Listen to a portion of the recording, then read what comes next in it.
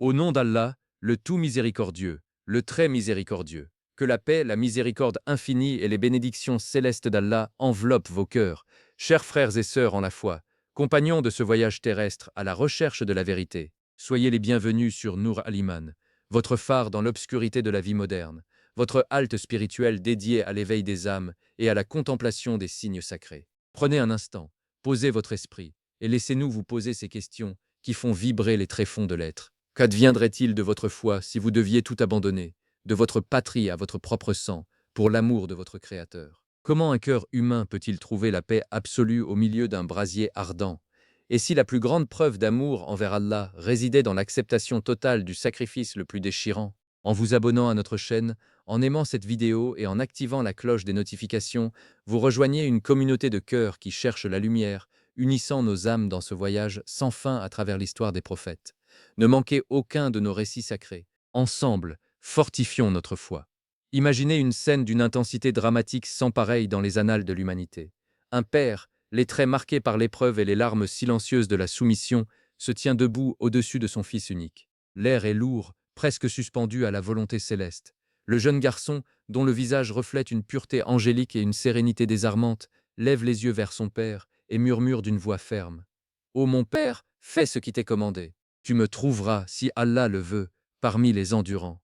Attache-moi fermement, afin que je ne tremble pas lorsque le moment viendra, et rapporte ma chemise à ma mère, afin qu'elle y trouve un apaisement. Le père, le cœur transpercé, mais l'âme ancrée dans la certitude de la foi, répond dans un souffle de gratitude.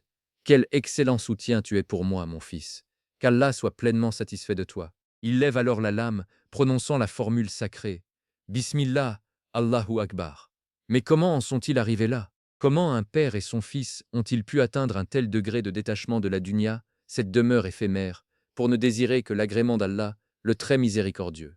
Pour le comprendre, il nous faut remonter le cours du temps, traverser les siècles de poussière et de silence, et nous rendre là où tout a commencé, dans les plaines fertiles de la Mésopotamie, au cœur de la légendaire cité de Babylone. Babylone, en ces temps reculés, n'était pas seulement la plus grande métropole du monde connu, elle était le temple à ciel ouvert de l'égarement humain. C'était une cité de marbre et d'or, mais dont l'âme était plongée dans les ténèbres les plus épaisses de l'associationnisme, le shirk. Ses habitants, aveuglés par l'illusion de leur propre puissance, avaient oublié le Créateur des cieux et de la terre pour se prosterner devant des créations de leurs propres mains. Ils adoraient les astres qui scintillaient dans la nuit, mais aussi des statues de pierre et de bois sculptées par des artisans locaux. Parmi ces sculpteurs de mensonges, il y avait un homme respecté et riche nommé Hazar. Dans son atelier, les blocs de pierre brute devenaient des divinités d'argile et de roche, vendues aux plus offrants. Les riches marchands de Babylone se pressaient à sa porte, flattaient son talent et achetaient ses idoles inanimées à prix d'or, croyant ainsi ramener chez eux la fortune, la protection et le pouvoir de contrôler leur propre destin. Chaque maison avait son dieu de pierre, chaque commerce son protecteur d'argile, et chaque problème de la vie quotidienne trouvait sa solution illusoire dans une prière adressée à un bloc de roche stérile. C'est dans cette atmosphère de dévotion aveugle que grandit un jeune garçon nommé Ibrahim alayhis salam. Mais alors que la ville entière s'enfonçait dans la folie idolâtre, Allah, dans sa prescience et sa miséricorde infinie, plaça dans le cœur d'Ibrahim alayhis salam un don précieux, l'intelligence pure et la saine nature, la fitra. Dès son plus jeune âge, Ibrahim alayhis salam observait le monde avec des yeux que l'illusion ne pouvait tromper.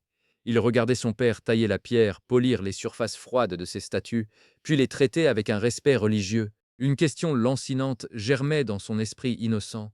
Comment un homme peut-il façonner une chose de ses propres mains, puis s'agenouiller devant elle en l'appelant son Seigneur? Une nuit, alors que le silence enveloppait la cité endormie et que son père Hazar reposait, Ibrahim alayhis salam s'installa seul sous la voûte céleste. Le ciel de Babylone était d'une clarté absolue, parsemé de millions de diamants scintillants. Face à cette immensité, son cœur formula la première grande interrogation de sa vie. Qui a créé tout cela?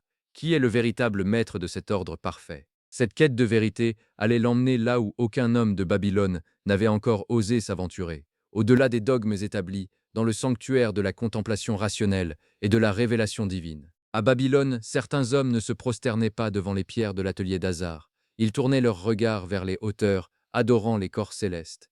Ils croyaient que les étoiles écrivaient le destin de chaque homme sur la terre et qu'elles détenaient les clés de l'avenir. Ces astronomes et prêtres étaient considérés comme les sages de la cité, ceux dont la parole faisait autorité. Chaque nuit, ils se rassemblaient sur une colline à l'extérieur des remparts pour accomplir leurs rituels et adresser leurs supplications aux astres. Un soir, Ibrahim alayhis salam, guidé par une inspiration divine, gravit la colline et s'assit parmi eux. Les prêtres reconnurent le fils d'Azar.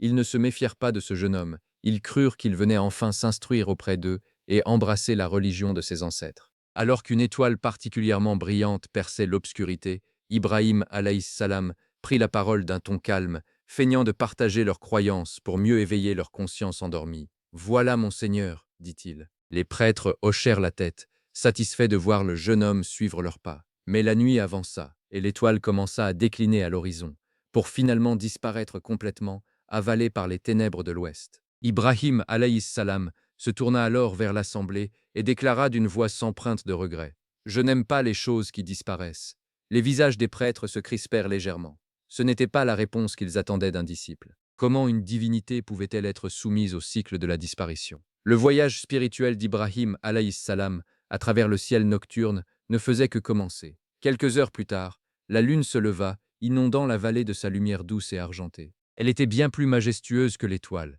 Ibrahim alayhis salam s'exclama à nouveau. « Voilà mon Seigneur, c'est le plus grand. » Les prêtres reprirent espoir, croyant que le jeune homme avait enfin trouvé sa voie. Mais à l'approche de l'aube, la lune pâlit et s'évanouit à son tour, laissant place à la clarté naissante du jour. C'est alors qu'Ibrahim alayhis salam prononça des paroles d'une profondeur spirituelle inouïe, se tournant vers l'unique. « Si mon Seigneur ne me guide pas, je serai certainement du nombre des gens égarés. » Par cette phrase, il montrait à ses prêtres que l'être humain a besoin d'une guidance transcendante, d'une lumière qui ne s'éteint jamais, bien au-delà des cycles physiques de la dunya. Enfin, le soleil se leva à l'est, embrasant le ciel de nuances d'or et de feu, dissipant toutes les ombres de la nuit.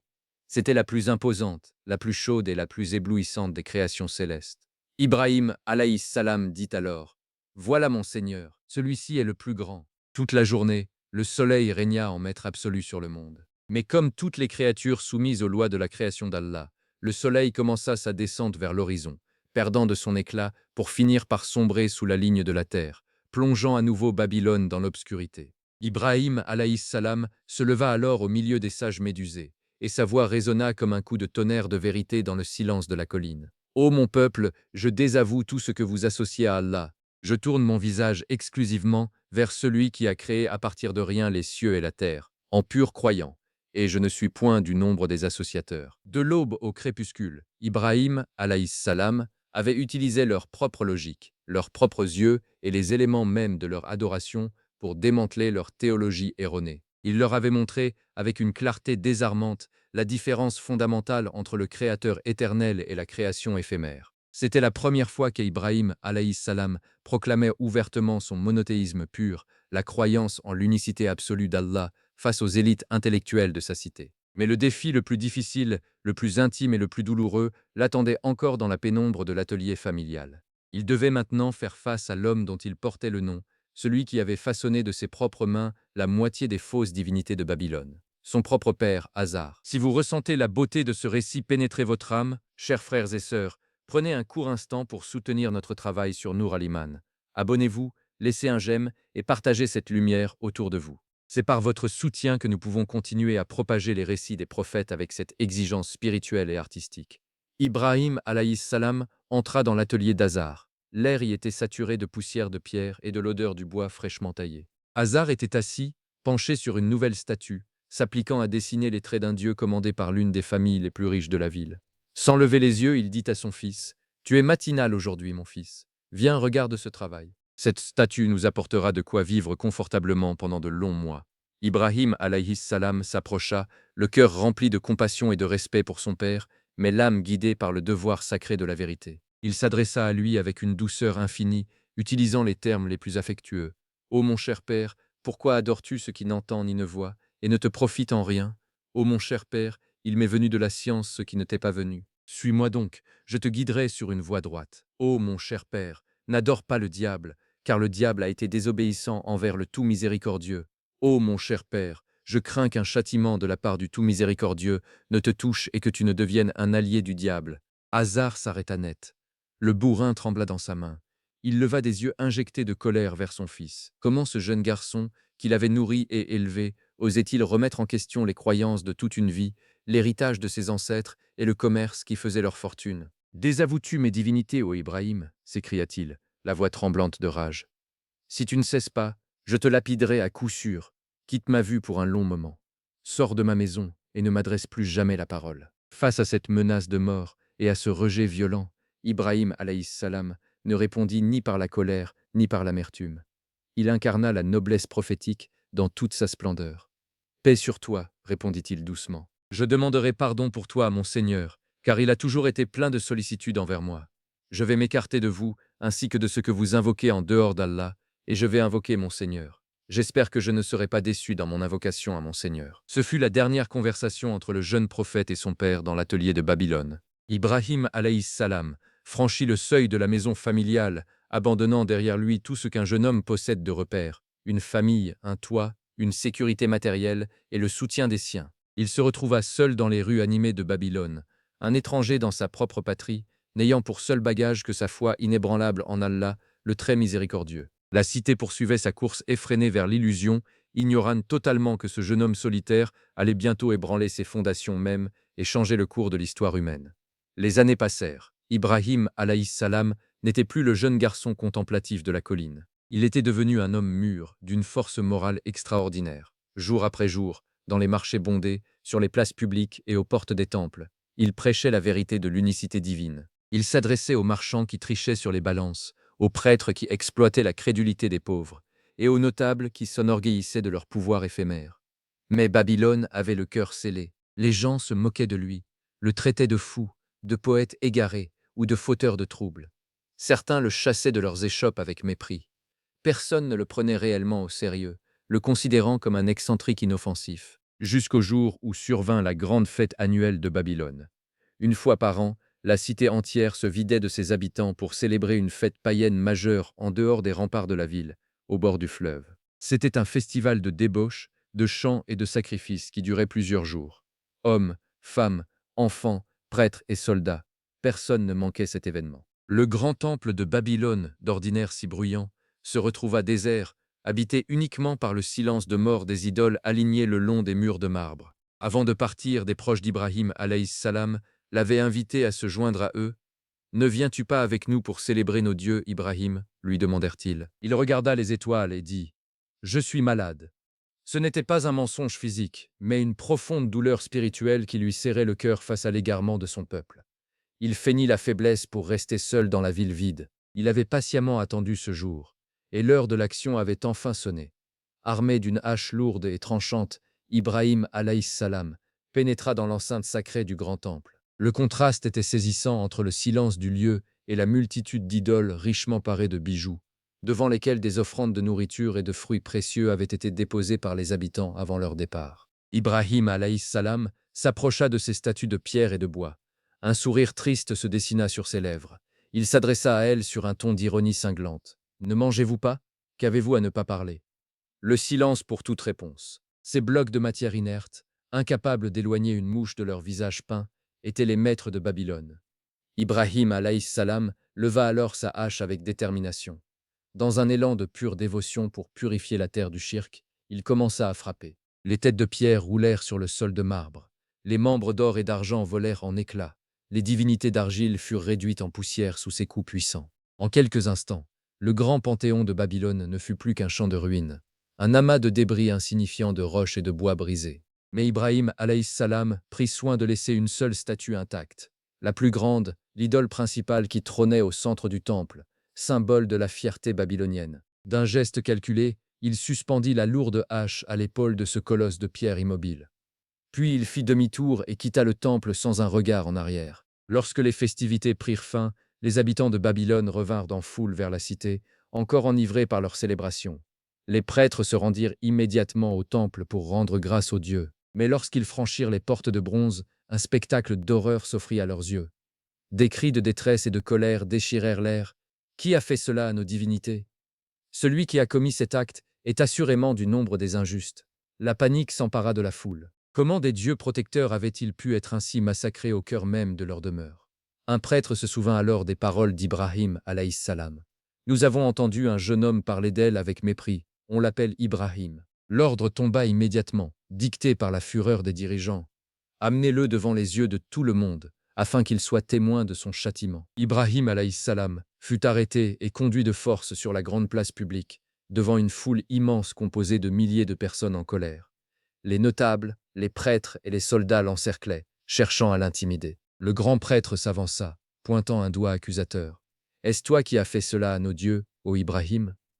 Ibrahim alayhis salam resta d'un calme olympien, son visage reflétant la paix de celui qui s'en remet entièrement à Allah. Il regarda la foule, puis montra du doigt la grande idole restée intacte au milieu des ruines du temple. « C'est plutôt le plus grand d'entre eux que voici qu'il a fait. Demandez-leur donc s'ils peuvent parler. » Un silence de mort s'abattit sur la place. Les paroles d'Ibrahim alayhis salam frappèrent les esprits comme un miroir tendu à leur propre absurdité. Les gens se regardèrent décontenancés. Pendant quelques instants, un éclair de vérité traversa leurs esprits embrumés par des siècles de traditions païennes. Ils se dirent en eux-mêmes « C'est vous qui êtes les injustes ». Ils comprirent l'évidence. Si ces dieux étaient incapables de se défendre eux-mêmes, s'ils ne pouvaient même pas dénoncer leur agresseur, comment pouvaient-ils être des divinités dignes d'adoration? Mais l'orgueil humain est une forteresse difficile à abattre. La honte d'être ainsi humilié publiquement par un seul homme prit le dessus sur la raison. Ils baissèrent la tête, puis se tournèrent vers Ibrahim alayhis salam avec colère. « Tu sais bien que cela ne parle pas. » C'était exactement la confession qu'Ibrahim alayhis salam attendait d'eux.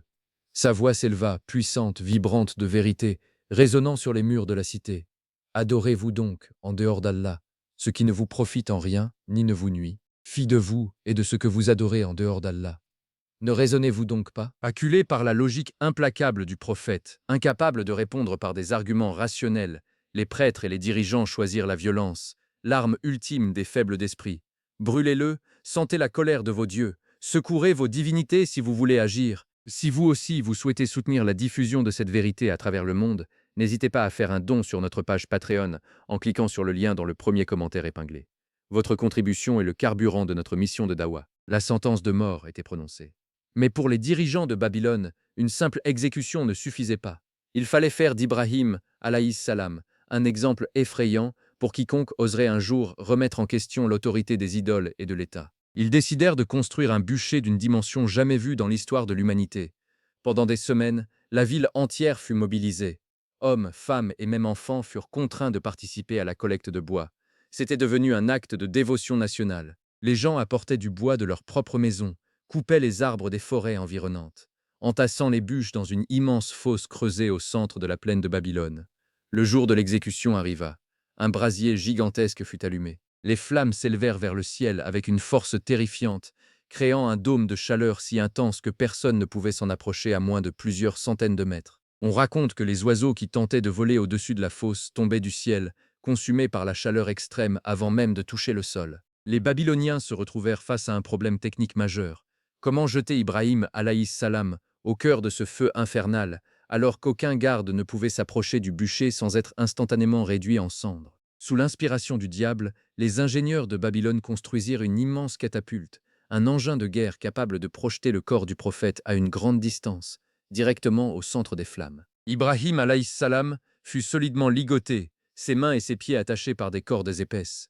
Il fut placé sur la nacelle de la catapulte. Tout autour, une foule de dizaines de milliers de personnes hurlaient des slogans à la gloire de leur dieu de pierre, savourant d'avance la destruction de celui qui les avait défiés.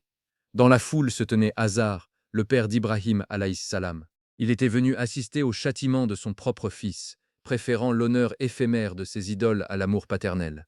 Alors qu'Ibrahim alayhis salam était sur le point d'être projeté dans le brasier, les cieux s'émurent de la situation du serviteur bien-aimé d'Allah. Jibrel alayhis salam, l'archange de la révélation, descendit à ses côtés dans une dimension invisible pour les yeux humains. Il s'adressa à lui. « Ô Ibrahim, as-tu besoin de quelque chose ?» Face à cette offre d'aide de la plus puissante des créatures célestes, Ibrahim alayhis salam fit preuve d'une confiance absolue, d'un tawakkul qui reste gravé à jamais dans les cieux. « De toi, non, mais d'Allah, oui. » Puis, il prononça cette formule éternelle qui résonne à travers les âges comme le bouclier ultime du croyant. « Hasbuna Allahu wa ni'mal wakeel. » Allah nous suffit, et il est le meilleur garant. La catapulte fut déclenchée. Le corps d'Ibrahim alayhis salam s'éleva dans les airs, décriva une courbe parfaite au-dessus de la foule silencieuse, avant de plonger directement dans l'enfer de feu et de fumée. Un cri de triomphe s'éleva de la foule. Pour les Babyloniens, l'affaire était réglée. Le fauteur de troubles n'était plus qu'une poignée de cendres. Mais au moment précis où le corps d'Ibrahim alayhis salam pénétra dans les flammes, le créateur des lois de la physique, celui qui a donné au feu sa propriété de brûler, suspendit son décret naturel. Allah ordonna au feu, sois pour Ibrahim une fraîcheur et un salut. La nature obéit instantanément à son créateur. Le feu resta feu pour tout ce qui entourait Ibrahim, alayhis salam. Il consuma les cordes qui liaient ses poignets et ses chevilles. Mais pour le prophète lui-même, il devint un jardin de fraîcheur et de paix. Ibrahim alayhis salam s'assit tranquillement au milieu des braises ardentes, comme s'il se trouvait à l'ombre d'un arbre bienveillant lors d'une chaude journée d'été. Les flammes dansaient autour de lui sans effleurer ses vêtements, sans roussir un seul de ses cheveux. Pendant des heures, la foule attendit que le bûcher s'éteigne pour contempler les restes calcinés du prophète. Mais alors que les cendres commençaient à s'affaisser et que la fumée se dissipait, un murmure de stupéfaction et de terreur parcourut la multitude. Les gens se frottèrent les yeux, n'osant croire à ce qu'ils voyaient. Ibrahim, alayhis salam, était debout, sain et sauf, marchant tranquillement au milieu des charbons ardents, un sourire de paix sur les lèvres. Hazar, témoin de ce miracle absolu, ne put s'empêcher de s'exclamer dans un souffle de vérité éphémère. « Quel grand Seigneur est le tien, ô Ibrahim !» Ce fut la seule et unique parole de vérité sur Allah qui sortit de sa bouche durant toute sa vie. Mais l'orgueil et l'amour de la dunya l'empêchèrent de franchir le pas de la foi. Il préféra rester dans ses ténèbres familières, plutôt que de suivre la lumière éblouissante de son fils. Le miracle du feu laissa une trace indélébile dans les esprits à Babylone. L'histoire se propagea comme une traînée de poudre, franchissant les portes de la cité pour atteindre les contrées les plus lointaines. Les gens murmuraient dans les ruelles.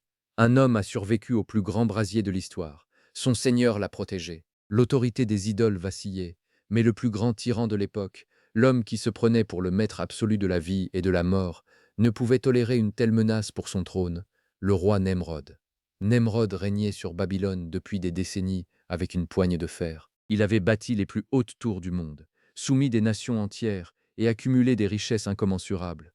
Grisé par ce pouvoir absolu, il avait fini par perdre la raison et s'était proclamé Dieu sur terre, exigeant que ses sujets se prosternent devant lui et lui adressent des prières. Apprenant le miracle d'Ibrahim, alayhis salam, et l'agitation qui grandissait parmi le peuple, il ordonna que le prophète soit amené immédiatement dans sa salle du trône, devant toute sa cour, ses ministres et ses prêtres, afin de l'humilier et de rétablir son autorité divine indisputée. Ibrahim alayhis salam fut introduit dans le palais somptueux de Nemrod.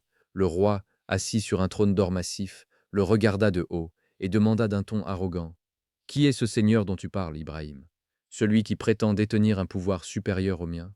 Ibrahim alayhis salam répondit sans la moindre hésitation, définissant la vie et la transcendance divine. « Mon Seigneur est celui qui donne la vie et qui donne la mort. » Nemrod éclata d'un rire méprisant. Il fit un signe de la main à ses gardes. « Est-ce là tout ce que fait ton Seigneur ? C'est d'une simplicité enfantine. Regarde. » Il ordonna que l'on amène 2 prisonniers condamnés à mort de la prison du palais. Devant toute l'assemblée, il pointa le premier du doigt. « Toi, tue-le. » Le garde s'exécuta immédiatement, et le corps du prisonnier s'effondra sur le sol. Nemrod se tourna ensuite vers le second prisonnier. « Toi, je te pardonne, tu es libre, va-t'en. » Le roi se tourna alors vers Ibrahim alayhis salam, un sourire triomphant aux lèvres. « Tu vois, j'ai donné la mort à l'un, et j'ai donné la vie à l'autre en lui épargnant la mort. Je fais exactement la même chose que ton Seigneur. » Ah! Nemrod pensait avoir remporté la dispute par cette démonstration de force superficielle. Mais Ibrahim alayhis salam, dont la sagesse était affûtée par la lumière divine, ne perdit pas son temps dans un débat stérile sur la sémantique de la vie et de la mort. Il porta le défi à un niveau cosmique, là où aucun pouvoir humain, aucune technologie et aucun roi de la Terre ne pouvaient simuler la moindre autorité. D'une voix calme et assurée, il déclara : « Puisque tu prétends être un dieu, sache qu'Allah fait venir le soleil de l'Orient. Fais-le donc venir de l'Occident. » Le tyran resta muet de stupeur. L'arrogance quitta son visage pour laisser place à une humiliation totale. Devant toute sa cour, ses généraux et ses prêtres, le roi divinisé fut réduit au silence par une simple phrase d'un homme sans armée et sans couronne. Le mensonge venait d'être pulvérisé par la vérité éblouissante de l'unicité. Ne pouvant tolérer cette humiliation publique, Nemrod ordonna le bannissement immédiat d'Ibrahim alayhis salam de son royaume. « Chassez cet homme de ma vue, qu'il quitte Babylone à l'instant même. S'il est retrouvé à l'intérieur de nos frontières à partir de ce jour, il sera exécuté sur le champ. Ibrahim, alayhi salam, se retrouva à nouveau sur le chemin de l'exil. Il avait tout perdu dunyaïquement parlant. Sa famille l'avait rejeté, son peuple avait tenté de le brûler vif, et son roi venait de le bannir à vie de la terre de sa naissance. Mais il avait tout gagné auprès d'Allah. Dans ce départ précipité, il ne fut pas tout à fait seul. Une femme noble et vertueuse de Babylone, nommée Sarah, avait embrassé sa foi et devint son épouse. Un jeune homme, son neveu Lut, alayhi salam, crut également en son message et décida de l'accompagner. À eux trois, ils formèrent la première communauté de croyants de cette nouvelle ère, quittant les remparts de Babylone à la lueur de l'aube pour entamer un voyage vers l'inconnu, guidé uniquement par la promesse divine. Je vais émigrer vers mon Seigneur, car c'est lui le puissant, le sage. Ils traversèrent des déserts arides, franchirent des fleuves majestueux et gravirent des cols montagneux escarpés, marchant vers l'ouest. Après un long et difficile voyage, ils arrivèrent dans une terre bénie, verdoyante et paisible qu'Allah avait choisie pour eux, la terre de Canaan, que nous connaissons aujourd'hui sous le nom de Palestine et de Syrie. Ils s'y établirent, construisant une vie simple basée sur l'agriculture et l'élevage, loin de l'oppression et du shirk de Babylone. Pendant des années, Allah les combla de sa paix et de ses bénédictions. Mais la terre de la Dunya est par excellence la demeure des épreuves, et la paix d'un croyant y est toujours testée pour purifier son âme. Une terrible famine s'abattit sur la région. Les pluies cessèrent, les puits s'asséchèrent, les récoltes flétrirent sur pied et le bétail commença à mourir de faim. Face à cette situation de crise, Ibrahim, alayhi salam, prit la décision difficile de descendre plus au sud, vers la terre la plus riche et la plus fertile de l'époque, épargnée par la famine grâce aux crues du Nil, l'Égypte. Mais l'Égypte était alors gouvernée par un pharaon tyran et pervers dont la cruauté était légendaire. Ce roi avait une habitude infâme. Chaque fois qu'une femme d'une grande beauté entrait dans son royaume, ses soldats devaient la lui amener de force pour son plaisir personnel. Si elle était accompagnée de son mari, ce dernier était exécuté pour éviter tout obstacle. Ibrahim alayhi salam était conscient de ce danger. Sarah était d'une beauté si extraordinaire qu'elle surpassait toutes les femmes de son temps. À l'approche de la frontière égyptienne, il se tourna vers elle et lui dit « Ô Sarah, il n'y a sur cette terre d'autres croyants que toi et moi. Si ces gens apprennent que tu es ma femme, ils me tueront pour te prendre. S'ils t'interrogent, dis-leur que tu es ma sœur, c'est-à-dire ma sœur en la foi, car tu es effectivement ma sœur en l'islam. » Ce fut l'une des rares fois dans sa vie où Ibrahim alayhi salam utilisa une formulation ambiguë pour protéger une vie et préserver l'honneur de son épouse face à l'injustice d'un tyran. Dès leur arrivée en Égypte, les agents du roi remarquèrent immédiatement la beauté saisissante de Sarah. L'information remonta rapidement jusqu'au palais impérial. Une femme d'une beauté incomparable vient d'arriver dans le royaume. Elle est digne du lit du roi. Sarah fut arrachée à Ibrahim alayhi salam par les soldats du pharaon et conduite de force dans les appartements privés du palais. Ibrahim alayhi salam se retrouva seul, impuissant physiquement, face à l'armée du tyran. Mais il disposait de l'arme la plus puissante du croyant, la prière. Il se jeta au sol, prosterné devant Allah, le très miséricordieux, implorant sa protection et sa garde jalouse sur son épouse bien-aimée. Pendant ce temps, dans la chambre royale, le pharaon s'approcha de Sarah, un sourire de convoitise sur les lèvres. Sarah, dont le cœur était rempli d'une confiance absolue en Allah, fit ses ablutions et commença à prier. Elle invoqua son Seigneur du plus profond de son âme. « Ô Allah, si j'ai cru en toi et en ton messager, et si j'ai préservé ma chasteté pour mon mari, ne permets pas à cet infidèle d'avoir le dessus sur moi. » Alors que le pharaon levait la main pour la toucher, une force invisible et terrible le frappa. Son corps se figea, son bras se paralysa instantanément, et il commença à suffoquer, tombant au sol dans d'atroces convulsions. Pris de panique face à cette manifestation divine, il comprit que cette femme était sous la protection d'une puissance supérieure. Il supplia Sarah, « Prie ton Seigneur de me libérer, et je te jure que je ne te ferai aucun mal. » Sarah, craignant que si le roi mourait ainsi dans sa chambre, les gardes ne l'accusent de meurtre, pria Allah de le relâcher. Le pharaon retrouva instantanément l'usage de ses membres. Mais à peine rétabli, l'orgueil et la passion reprirent le dessus. Il tenta à nouveau de s'approcher d'elle. Une seconde fois, le châtiment fut encore plus sévère. Ses muscles se contractèrent avec une telle violence qu'il crut mourir de douleur. Il la supplia à nouveau, renouvelant ses promesses. Sarah pria, et il fut libéré.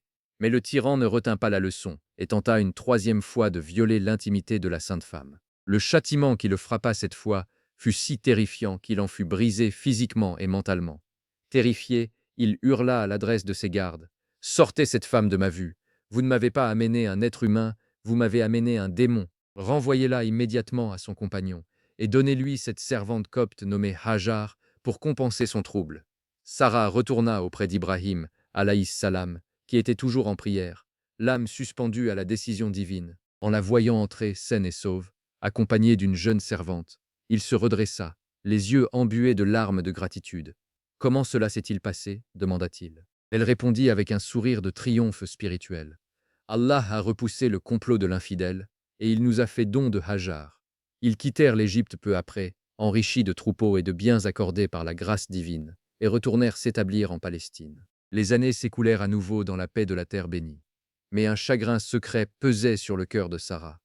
Malgré toutes les bénédictions dont Allah les avait comblées, elle était stérile et ne pouvait donner d'enfant à Ibrahim, alayhis salam. Elle voyait son époux vieillir, ses cheveux blanchir, sans qu'aucun héritier ne vienne perpétuer la lignée prophétique et porter le flambeau de l'unicité. Un jour, alors qu'Ibrahim alayhis salam avait atteint l'âge de 86 ans, Sarah prit une décision d'une noblesse et d'une générosité immense. Elle s'adressa à lui. « Ô Ibrahim, mon Seigneur m'a privé de maternité. Prends donc ma servante Hajar comme épouse. Peut-être qu'Allah t'accordera, à travers elle, l'enfant que je n'ai pu te donner. » Ibrahim alayhis salam accepta la proposition de Sarah et épousa Hajar. Peu de temps après, la promesse divine commença à se réaliser. Hajar tomba enceinte et donna naissance à un fils vigoureux et magnifique qu'ils nommèrent Ismaïl alayhis salam. Ibrahim alayhis salam, à l'âge où la plupart des hommes ont perdu tout espoir de descendance, tenait enfin son premier-né dans ses bras. Son cœur débordait de gratitude envers Allah. « Louange Allah qui m'a fait don, malgré ma vieillesse, d'Ismaïl et d'Ishak. Certes, mon Seigneur entend bien les prières, mais cette joie immense de la paternité tardive allait bientôt être le théâtre de l'une des épreuves les plus déroutantes et les plus exigeantes de sa vie prophétique. Alors qu'Ismaïl, alayhis salam, n'était encore qu'un nourrisson dépendant entièrement de sa mère, Ibrahim, alayhis salam, reçut un ordre divin qui défiait toute logique humaine. Il devait prendre Hajar et leur bébé et entreprendre un long voyage vers le sud, s'enfonçant profondément dans les déserts arides de la péninsule arabique. Sans poser de questions, avec la soumission totale qui caractérisait sa foi, il prépara les montures, prit un peu d'eau et quelques dattes, et prit la route avec son épouse et son fils nouveau-né. Après des semaines d'une marche épuisante sous un soleil de plomb, ils arrivèrent au milieu d'une vallée stérile, encaissée entre des montagnes de roches noires et arides. C'était la vallée de Makka, la Mecque, un lieu d'une désolation absolue. Il n'y avait là ni eau, ni végétation, ni âme qui vive. Pas un arbre pour offrir un semblant d'ombre, pas un filet d'eau pour apaiser la soif. C'était le vide absolu, le silence de mort du désert. Ibrahim alayhis salam fit descendre Hajar et Ismaïl alayhis salam de leur monture, posa à côté d'eux une petite outre d'eau et un sac contenant quelques dattes. Puis, sans un mot, il remonta sur son chameau, fit demi-tour et commença à s'éloigner d'eux. Hajar, stupéfaite et terrifiée par cette désertion apparente au milieu de nulle part, courut derrière lui, tenant son bébé contre sa poitrine. Sa voix tremblait d'incompréhension et d'angoisse. « Ô Ibrahim, où vas-tu en nous laissant dans cette vallée où il n'y a ni compagnon, ni nourriture, ni eau? Comment peux-tu nous abandonner ainsi ?» Ibrahim alayhis salam continuait d'avancer, le visage droit devant lui. Les larmes coulaient sur ses joues, mais il refusait de regarder en arrière pour ne pas faiblir dans l'exécution de l'ordre de son Seigneur. Hajar insista, l'appelant à plusieurs reprises, mais il ne répondait pas. C'est alors qu'une intuition divine traversa l'esprit de cette femme exceptionnelle. Elle comprit que cet homme, si aimant et si pieux, ne ferait jamais une chose aussi cruelle de sa propre initiative. Elle posa la seule question qui importait réellement. « Est-ce Allah qui te l'a ordonné ?» Ibrahim, alayhis salam, s'arrêta enfin, et sans se retourner, il répondit d'une voix ferme « Oui ». Alors, avec une foi et une certitude qui égalèrent celles de son époux, Hajar s'arrêta de courir, redressa les épaules et déclara « Dans ce cas, il ne nous abandonnera jamais. » Elle fit demi-tour et retourna s'asseoir auprès de son nourrisson, au milieu du silence brûlant de la vallée. Ibrahim alayhis salam continua sa marche jusqu'à ce qu'il atteigne un col montagneux appelé Tania, qui le dérobait à leur vue. Là, certain de ne plus être vu d'eux, il arrêta sa monture, se tourna en direction de l'emplacement de la future Kaaba, leva ses mains vers le ciel et prononça cette invocation bouleversante, consignée pour l'éternité dans le noble Coran. « Ô notre Seigneur, j'ai établi une partie de ma descendance dans une vallée sans agriculture, près de ta maison sacrée, ô notre Seigneur, afin qu'ils accomplissent la prière. Fais donc que les cœurs d'une partie des gens penchent vers eux, et nourris-les de fruits. Peut-être seront-ils reconnaissants. Pendant ce temps, dans la vallée de Maca, les jours passèrent, et l'inévitable se produisit. L'outre d'eau fut rapidement épuisée, et le sac de dattes se vida. Le lait de Hajar se tarit sous l'effet de la déshydratation. Le petit Ismaïl, alayhi salam, commença à pleurer, puis à s'agiter, tordu par les crampes de la faim et de la soif. Hajar, le cœur brisé par l'impuissance, ne pouvait supporter de voir son fils unique mourir lentement sous ses yeux. Elle se leva, cherchant désespérément un signe de vie, une caravane au loin ou une source d'eau cachée dans les rochers. Elle se dirigea vers la colline la plus proche, le mont Safa. Elle gravit ses pentes rocheuses et scruta l'horizon, mais ne vit rien d'autre que l'immensité stérile du désert. Elle descendit alors dans la vallée, pressant le pas, relevant les pans de sa robe pour courir dans la zone la plus basse. Puis elle gravit la colline opposée, le mont Marwa. Elle scruta à nouveau l'horizon, mais le désert resta muet. Ne perdant pas espoir, portée par l'amour maternel et la certitude qu'Allah veillait sur eux, elle refit le chemin en sens inverse. Elle accomplit ce trajet de Safa à Marwa à 7 reprises, courant dans la plaine et marchant sur les hauteurs, le cœur suspendu entre l'espoir et l'angoisse, tandis que les cris affaiblis de son bébé résonnaient dans la vallée. C'est cet acte de foi absolue, cette recherche désespérée et confiante d'une mère pour la survie de son enfant, qu'Allah a immortalisé en l'instituant comme l'un des rites majeurs du pèlerinage pour chaque musulman jusqu'à la fin des temps, le saï. Alors qu'elle atteignait le sommet de Marwa pour la 7e fois, un silence soudain enveloppa la vallée. Les pleurs d'Ismaïl alayhi salam s'étaient tus. Hajar prêta l'oreille et entendit une voix mystérieuse. Elle dit à elle-même « Tais-toi !» s'adressant à sa propre âme, puis elle appela « J'entends ta voix. Viens à notre secours si tu détiens un quelconque pouvoir. » Elle regarda vers l'endroit où elle avait laissé son bébé et vit une silhouette lumineuse se tenir à ses côtés. C'était l'ange Djibrel, alayhi salam. L'ange frappa le sol stérile de son talon ou de son aile. Instantanément, une eau pure, fraîche et abondante jaillit de la roche stérile, murmurant une mélodie de vie au milieu de la mort du désert. Hajar accourut, folle de joie. Craignant que cette eau précieuse ne se perde dans le sable assoiffé du désert, elle commença à creuser frénétiquement une petite barrière de terre autour de la source, tout en s'exclamant « Zamzam, Zamzam », ce qui signifie « Rassemble-toi, rassemble-toi ». Elle remplit son outre à la hâte, but à rassasiement pour reconstituer son lait, puis alla à son enfant, sauvé in extremis de la mort par la grâce infinie d'Allah, le très miséricordieux. Le prophète Mohammed sallallahu alayhi wa sallam dira plus tard de cet instant qu'Allah fasse miséricorde à la mère d'Ismaïl. Si elle avait laissé Zamzam couler, sans y toucher, elle serait devenue une rivière jaillissante à la surface de la terre. Cette eau miraculeuse, jaillie pour sauver une mère solitaire et son bébé au milieu du désert, continue de couler aujourd'hui encore, après plus de 4000 ans, désaltérant des millions de pèlerins chaque année, sans jamais s'épuiser, signe éternel de la fidélité d'Allah envers ceux qui s'en remettent à lui. La présence de cette source d'eau miraculeuse changea rapidement le destin de la vallée de Maca. Quelque temps plus tard, une tribu arabe nomade appelée les Banu Jurum, qui voyageait à travers le désert, remarqua un phénomène inhabituel. Des oiseaux s'élevaient et s'attardaient au-dessus de la vallée de Maca. Les chefs de la tribu s'étonnèrent. Ces oiseaux tournent au-dessus de cette vallée. Nous connaissons cette région depuis des générations, et nous savons qu'il n'y a pas d'eau là-bas. Ils envoyèrent 2 éclaireurs pour vérifier. Ces derniers revinrent rapidement, le visage illuminé.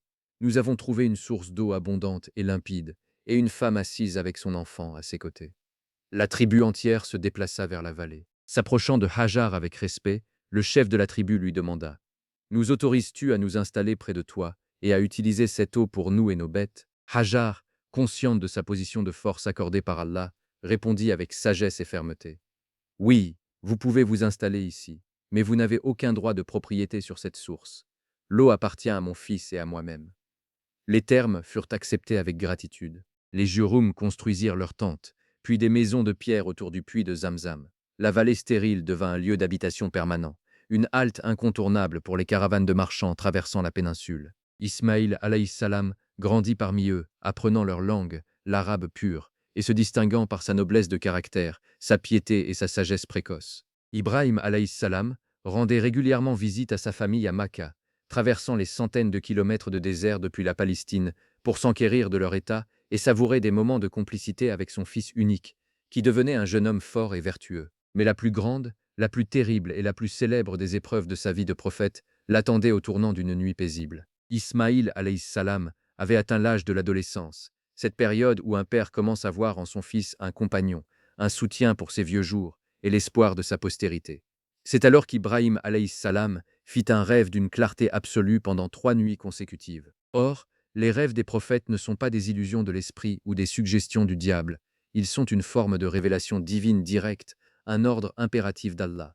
Dans son rêve, Ibrahim alayhis salam se voyait lui-même en train d'égorger son fils unique Ismaïl alayhis salam en sacrifice pour Allah. Pour n'importe quel père sur cette terre, un tel ordre aurait été synonyme de folie ou de désespoir absolu. Comment un Dieu de miséricorde pouvait-il exiger d'un père qu'il sacrifie de ses propres mains l'enfant tant désiré, attendu pendant 86 ans et sauvé miraculeusement du désert? Mais Ibrahim alayhis salam était le Khalilullah, l'ami intime d'Allah, celui dont la soumission n'avait pas de limite. Il savait qu'Allah est le sage, le très miséricordieux, et que ses décrets, même les plus incompréhensibles pour la raison humaine, cachent toujours une sagesse infinie. Son âme ne vacilla pas. Il décida d'obéir. Mais avant de passer à l'acte, Ibrahim alayhis salam voulut impliquer son fils dans cette démarche de soumission suprême pour tester sa foi et partager avec lui cet honneur spirituel. Il l'emmena à l'écart, dans la vallée de Mina, à l'extérieur de Makka. Regardant son fils dans les yeux, la voix empreinte d'une émotion contenue, il lui dit « Ô mon fils, je me vois en songe en train de t'égorger. Vois donc ce que tu en penses. » La réponse d'Ismaïl alayhis salam reste à jamais gravée dans le ciel comme le monument de la piété filiale et de la soumission absolue à Allah. Sans un tremblement dans la voix, sans une seconde d'hésitation, le jeune garçon répondit « Ô mon cher père, fais ce qui t'est commandé. Tu me trouveras, si Allah le veut, du nombre des endurants. Quelle merveilleuse éducation! Quel fruit extraordinaire de la prophétie! » Le fils n'encourageait pas seulement son père à obéir, il s'en remettait à la volonté d'Allah pour lui accorder la patience nécessaire face à la mort. Ils se préparèrent pour le sacrifice. Hajar était resté dans sa demeure, ignorant tout de l'ordre divin, car Ibrahim alayhis salam avait voulu lui épargner la douleur indicible de cet instant. Alors qu'il marchait vers le lieu du sacrifice, le diable, le maudit châtain, tenta sa dernière chance pour faire échouer ce plan divin de soumission. Il prit l'apparence d'un vieil homme bienveillant et s'approcha d'Ibrahim alayhis salam. « Où vas-tu, vieil homme? Est-ce que tu as perdu la raison? Tu vas tuer ton propre fils unique sur la base d'un simple rêve? C'est le diable qui t'a trompé dans ton sommeil. Fais demi-tour, préserve la vie de ton enfant. » Ibrahim alayhis salam reconnut immédiatement l'ennemi d'Allah. Il ramassa 7 petits cailloux au sol et les jeta sur lui avec force, le chassant loin de lui. Le diable ne s'avoua pas vaincu. Il courut vers le jeune Ismaïl alayhis salam. « Sais-tu ce que ton père s'apprête à te faire? Il prétend qu'Allah lui a ordonné de t'égorger. Comment peux-tu le laisser faire? Sauve-toi. » Ismaïl alayhis salam répondit avec la même force que son père. « Si Allah l'a ordonné, alors j'écoute et j'obéis. » Il ramassa à son tour 7 cailloux et lapida le maudit. Enfin, le diable tenta de manipuler Hajar dans sa demeure, espérant éveiller en elle l'instinct de protection maternelle pour qu'elle s'interpose, mais elle répondit avec la même foi inébranlable. « S'il s'agit d'un ordre d'Allah, alors nous nous y soumettons entièrement. » Elle le lapida également. C'est cet affrontement héroïque contre la tentation, cette victoire de la foi sur le doute, que chaque pèlerin commémore aujourd'hui encore, en accomplissant le rite de la lapidation des stèles à Mina, le Rami al-Jamarat. Arrivé sur le lieu du sacrifice, Ismaïl alayhis salam s'adressa à son père avec une délicatesse infinie, cherchant à lui épargner la moindre souffrance inutile. « Ô mon père, attache mes mains fermement pour que je ne débatte pas lors de l'agonie, car je crains que cela ne diminue ma récompense. Pose mon front face contre terre, afin que tu ne vois pas mon visage au moment de trancher, de peur que la compassion paternelle ne t'empêche d'exécuter l'ordre d'Allah, et aiguise bien ta lame pour que la mort soit rapide et indolore. » Ibrahim alayhis salam s'exécuta. Il ligota doucement les poignets de son fils, le coucha sur le flanc, posant son front contre le sol rocheux de Mina. Il leva sa lame bien aiguisée, l'appuya sur la gorge de son fils unique, ferma les yeux et commença à appuyer de toutes ses forces, prononçant le nom d'Allah. Mais à cet instant précis, la lame glissa sur la peau douce d'Ismaïl alayhis salam, sans laisser la moindre égratignure. Ibrahim alayhis salam s'étonna et tenta à nouveau d'appuyer, mais la lame semblait avoir perdu tout son pouvoir tranchant, comme si elle s'était transformée en une feuille de bois inoffensive. Allah, qui avait ordonné au feu de ne pas brûler, ordonnait maintenant au métal de ne pas trancher. C'est alors qu'une voix céleste retentit, déchirant le silence de la vallée. « Ô Ibrahim, tu as confirmé la vision. C'est ainsi que nous récompensons les bienfaisants. » C'était là certes l'épreuve manifeste. Allah n'avait jamais désiré la mort d'Ismaïl, alayhi salam, il ne souhaitait pas le sang humain. Ce qu'il voulait, c'était le cœur d'Ibrahim, alayhi salam. Il voulait que son prophète prouve que son amour pour son Créateur surpassait son amour pour son propre enfant, que son attachement à la dunya était nul face à sa dévotion à l'akhira. Et l'épreuve était brillamment réussie. Ibrahim, alayhi salam, leva les yeux et vit l'ange Jibril, alayhi salam, descendre du ciel, tenant entre ses mains un bélier magnifique, aux cornes imposantes, venu tout droit des pâturages éternels du paradis. L'ange lui dit: égorge ce bélier à la place de ton fils, ô Ibrahim. Ibrahim alayhi salam détacha son fils avec des larmes de joie indicibles. Ils s'enlacèrent, rendant grâce à Allah pour cette délivrance miraculeuse. Il sacrifia le bélier, célébrant ainsi la victoire de la foi absolue sur la mort. Chaque année, depuis 4000 ans, des centaines de millions de musulmans à travers le monde célèbrent cet événement majeur, le 10 de Dhul Hijjah, lors de l'Aïd al-Adha, la fête du sacrifice. Chaque bête sacrifiée en ce jour est un hommage à la soumission exemplaire de ce père et de ce fils, rappelant à chaque croyant que le véritable sacrifice ne réside pas dans le sang ou la viande, mais dans la dévotion sincère du cœur envers Allah. Ni leur chair ni leur sang n'atteindront Allah, mais ce qu'il atteint de votre part, c'est la piété. Si vous ressentez la grandeur de ces signes divins, chers frères et sœurs, n'oubliez pas d'aimer cette vidéo et de la partager avec vos proches. Abonnez-vous à Nour Al-Iman pour continuer à recevoir ces enseignements qui nourrissent l'âme et fortifient le cœur face aux tempêtes de la dunya. Quelques années après cette épreuve monumentale, Ibrahim alayhi salam se trouvait dans sa demeure en Palestine auprès de son épouse Sarah. Ils étaient désormais tous deux très âgés. Un après-midi, 3 voyageurs d'une beauté extraordinaire apparurent à sa porte. Ibrahim alayhi salam, qui était le modèle parfait de l'hospitalité prophétique, les accueillit chaleureusement sans savoir qu'il s'agissait en réalité d'anges sous forme humaine, Jibril, Mikaël et Israfil alayhim salam. Il les fit asseoir dans sa demeure et s'empressa de préparer un festin digne d'eux. Il égorgea un veau gras, le fit rôtir sur les braises et le présenta à ses invités d'un ton bienveillant. « Ne mangez-vous pas ?» Mais à sa grande surprise, les voyageurs ne tendirent pas leurs mains vers la nourriture. Dans la tradition moyen-orientale de l'époque, refuser de partager la nourriture d'un hôte était le signe d'intention hostile. Ibrahim alayhi salam ressentit une certaine crainte dans son cœur. Les anges, lisant ses pensées, le rassurèrent immédiatement. « N'aie pas peur, ô Ibrahim. Nous sommes des messagers envoyés par ton Seigneur.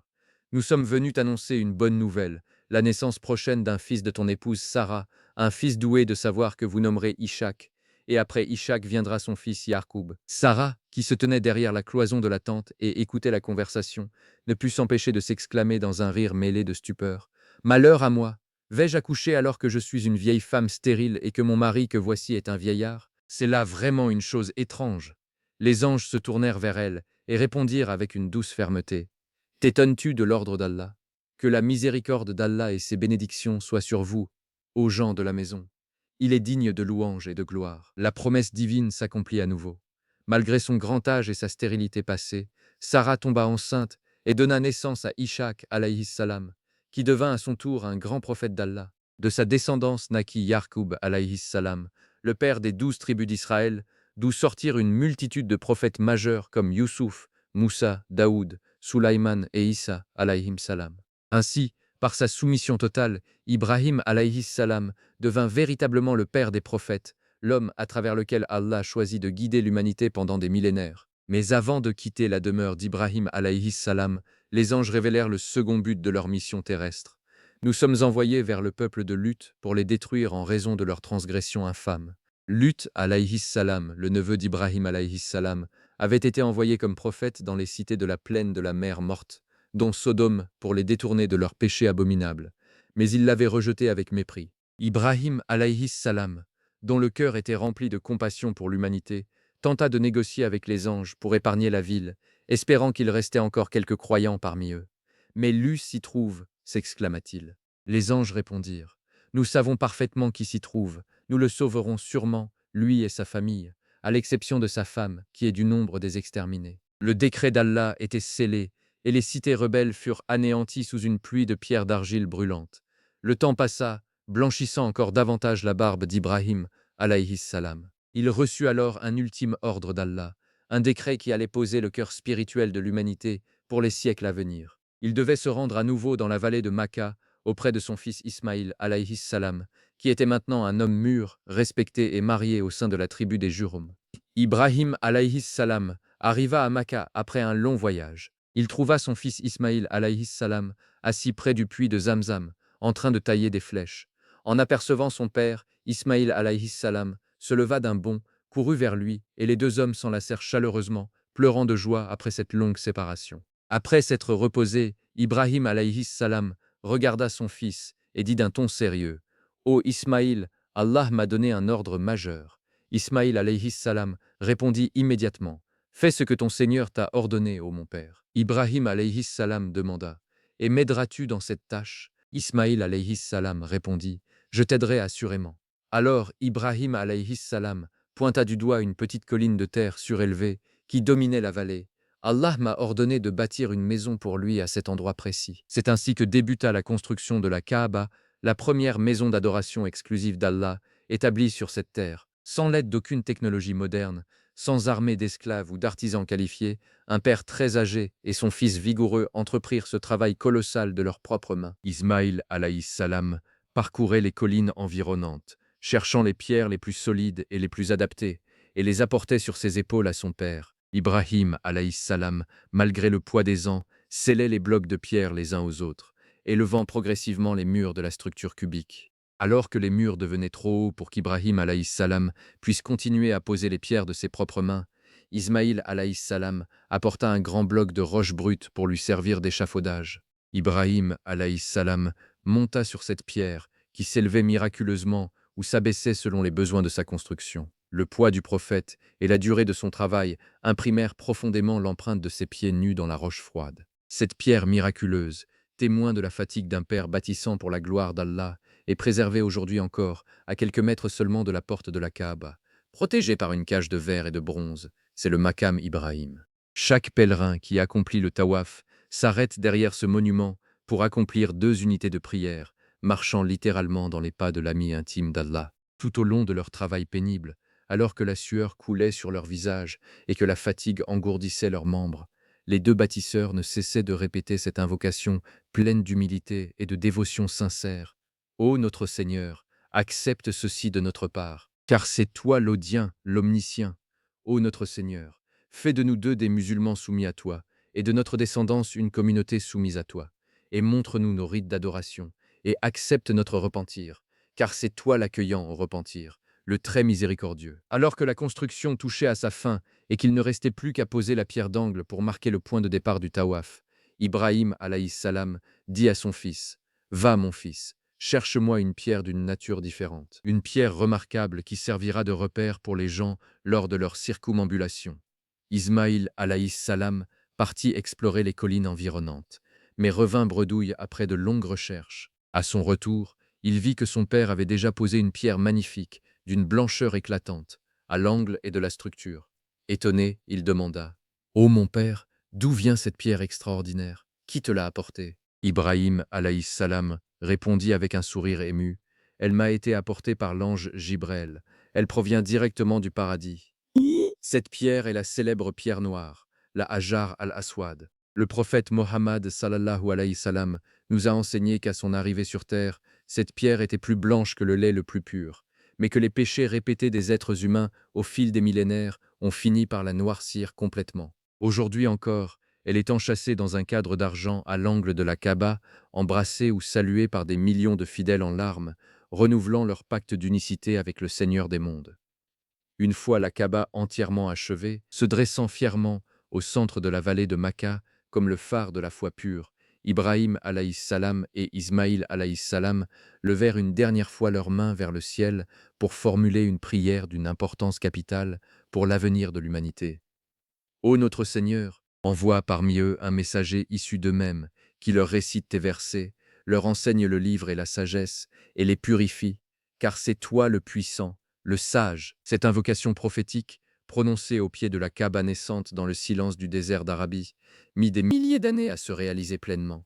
Mais elle fut exaucée de la manière la plus spectaculaire qui soit. De la descendance directe d'Ismaïl alayhi salam, au cœur même de cette ville de Makka, naquit le dernier des messagers, le sceau de la prophétie, notre maître bien-aimé Mohammed sallallahu alayhi wa sallam. Interrogé un jour par ses compagnons sur ses origines spirituelles, le messager d'Allah sallallahu alayhi wa sallam répondit: Je suis l'invocation de mon père Ibrahim, la bonne nouvelle annoncée par mon frère Issa, et le rêve de ma mère lorsqu'elle me portait. Une fois la construction achevée, Allah ordonna à Ibrahim alayhi salam et fait parmi les gens une annonce pour le pèlerinage. Ils viendront vers toi à pied et sur tout chameau svelte, venant de tout chemin lointain. Ibrahim alayhi salam, regardant la vallée de Makka encore presque vide et entourée de montagnes rocheuses qui bloquaient le son, s'étonna: Ô Seigneur, comment ma voix pourrait-elle atteindre l'humanité alors que je suis seul dans cette vallée déserte? Allah lui répondit d'une voix qui rassure toutes les âmes actives: Ô Ibrahim, ton devoir est de lancer l'appel, et notre devoir est de le propager jusqu'aux extrémités de la terre. Ibrahim alayhi salam monta sur le sommet du mont Abu Kubas ou sur le Makam, plaça ses doigts dans ses oreilles et cria de toutes ses forces, se tournant vers les 4 points cardinaux: Ô humains, certes votre Seigneur s'est choisi une maison, venez donc y accomplir le pèlerinage. La puissance divine s'empara de cette voix d'un vieil homme solitaire. Elle traversa les montagnes, survola les océans, franchit les barrières du temps et de l'espace pour résonner dans les cœurs de chaque âme humaine encore présente dans les reins de leur père et les matrices de leur mère jusqu'au jour de la résurrection. Et chaque âme destinée à accomplir le pèlerinage répondit à cet appel d'Ibrahim, alayhi salam, en murmurant dans le monde invisible: Labaïk Allahumma labaïk. Mais voici, ô Allah, mais voici répondant à ton appel. C'est ainsi que la vallée déserte de Makka devint le cœur battant du monde islamique. Les caravanes commencèrent à affluer de toutes les directions de la Dunya, non seulement pour le commerce, mais pour adorer l'unique près de la maison sacrée bâtie par Ibrahim, alayhi salam, et Ismaïl, alayhi salam. Nous arrivons maintenant au terme de ce magnifique voyage spirituel sur les traces de Khalilullah, l'ami intime d'Allah. Quelle leçon extraordinaire pour le musulman d'aujourd'hui, chers frères et sœurs. La vie d'Ibrahim, alayhi salam, n'est pas une simple succession d'événements historiques lointains. Elle est la carte routière de l'âme croyante à travers les tempêtes de cette vie éphémère. Elle nous enseigne que la foi n'est pas une simple affirmation verbale, mais une soumission totale, active et inconditionnelle au décret d'Allah, même lorsque tout semble s'y opposer dunyaïquement parlant. Ibrahim alayhi salam a tout sacrifié, sa relation avec son père pour l'amour de la vérité, sa sécurité à Babylone face au tyran Nemrod, son confort personnel lors de ses exils répétés, et enfin son amour le plus cher, son fils Ismaïl alayhi salam sur l'autel de la soumission. Et qu'a fait Allah en retour? Il lui a tout rendu, magnifié au-delà de toute espérance. Il a transformé le feu brûlant en un jardin de paix. Il a humilié le roi le plus puissant de son époque par une simple phrase. Il a fait jaillir une source d'eau éternelle au milieu du désert le plus aride. Et il a fait de sa descendance la lignée des plus grands prophètes de l'humanité. Chers frères et sœurs de Nour Aliman, posez-vous cette question en toute honnêteté dans le sanctuaire de votre cœur.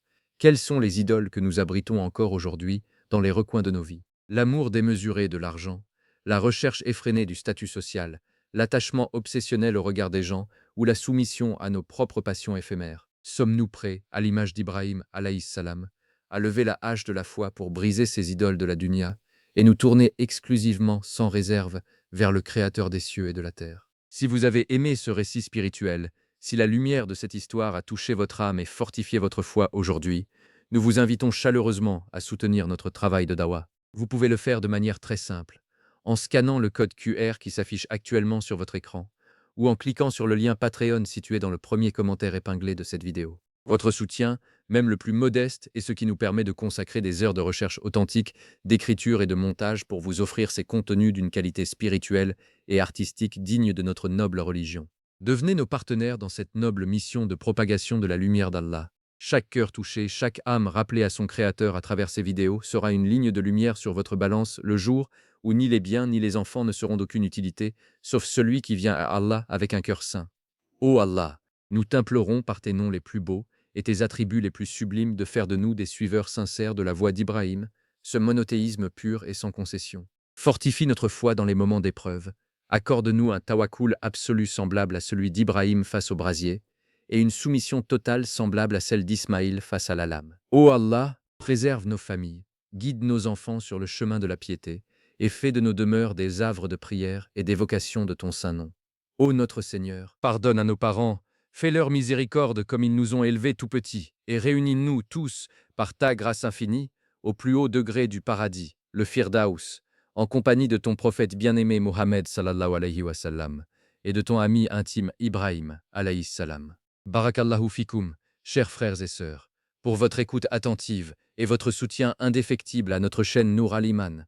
Que la paix, la miséricorde et les bénédictions infinies d'Allah continuent de vous envelopper jusqu'à notre prochain rendez-vous spirituel. Assalamu alaikum wa rahmatullahi wa barakatuh.